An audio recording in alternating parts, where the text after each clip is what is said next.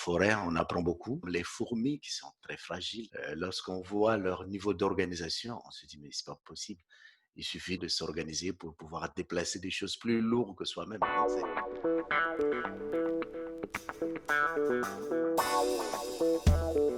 Je suis Jean Bakouma, je suis le responsable de forêt au WWF France et aussi vice-président du FSC France. J'en avais occupé la présidence entre 2011 et 2015.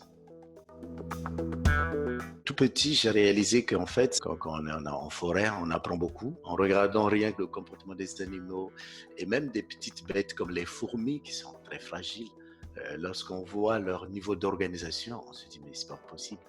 Il suffit de s'organiser pour pouvoir déplacer des choses plus lourdes que soi-même. Je pense que l'homme peut beaucoup apprendre de la forêt. Une fois, je me souviens, on était au Gabon et nous avons vu des éléphants en citadin quand nous étions. On est parti pour essayer de les toucher. Et en fait, les éléphants, ils créent une zone de sécurité dans laquelle vous ne pouvez pas rentrer. Et à 30 mètres des éléphants, ils ont chargé pour nous attaquer.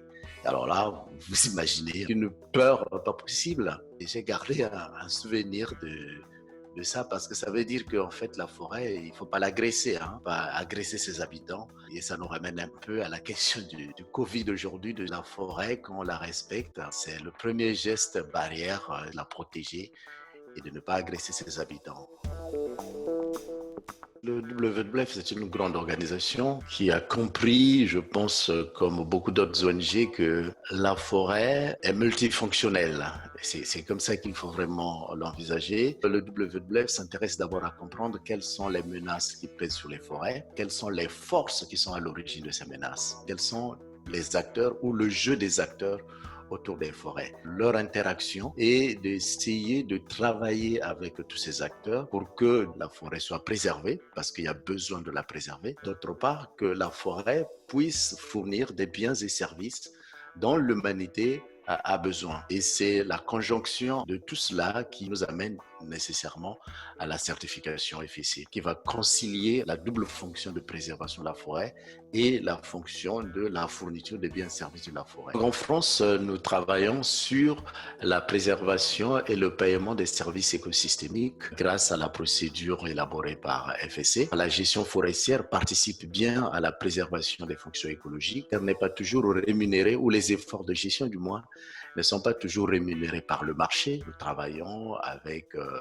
des partenaires privés sur la forêt d'Anjou, dans le Limousin et aussi dans l'Est de la France. Dans les pays tropicaux, nous soutenons en tout cas des entreprises qui veulent aller vers la certification, à intégrer ou à mieux impliquer les communautés locales qui vivent de ces forêts, qui dépendent de ces forêts-là. Mais en même temps, nous avançons vers des possibilités de faire en sorte que les forêts intactes soient préservées. C'est grâce à la certification FSC que, étape par étape, nous avançons et nous consolidons à la fois la préservation des forêts et la capacité de la forêt à fournir des biens et services dont l'humanité a besoin.